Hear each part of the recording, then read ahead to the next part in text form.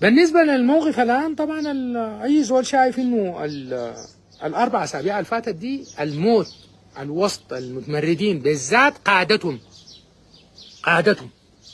بالجملة. يومي في قادة كبار قاعدين يموتوا في المتمردين. ليه؟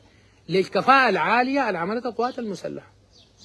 الكفاءة العالية اللي عملتها القوات المسلحة الصمدت وبدون أي دعم خارجي صفر، زي ما قال البرهان هنا معانا الله وضراعنا ده تاني ما معانا أي زول. قدرنا دي مقدرة الجيش في التصرف.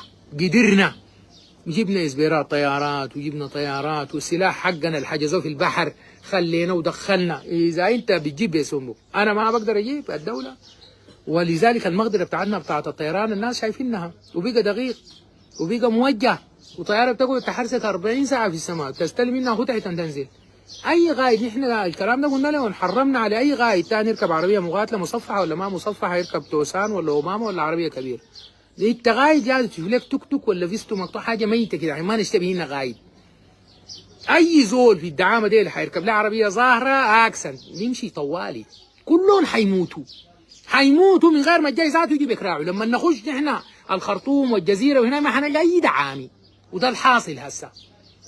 ولك المصر ما حيفضل زول يشيل بندقية من الدعامة.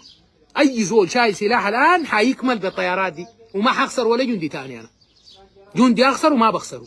كفاية اللي استشهدوا، كفاية اللي اتأثروا، كفاية اللي جرحوا، كفاية اللي اتفقدوا، كفاية. أنا بحافظ على الناس ديل. أنا جبت الحمد لله مسرح العمليات الآن الشغال في الخرطوم براو.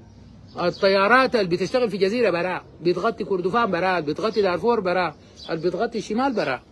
حاجة بتخش تاني فزع يجي الخرطوم ما في صفر. والله تاني نملة ما تخش الخرطوم فزع يجي خليه يجوا عربات و100 و200 ما بيجوا.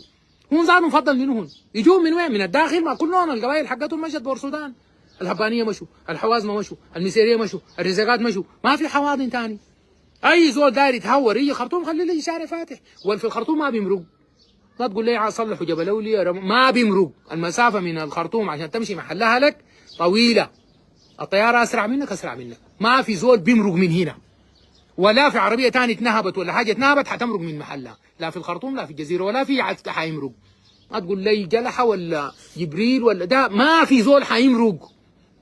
ده قرار أخذته القوات المسلحة خلاص. نزل تدمير القائد العام قال دم يتدمر انتهى الموضوع. ما في ولا حنكاتلك ذاته. نحن لما نجي ما حنلقاك الا نلقى الجثث بتاكل فيها الكلاب بس. بيفضلوا المتعاونين، بيفضلوا منو؟ المتعاونين بس.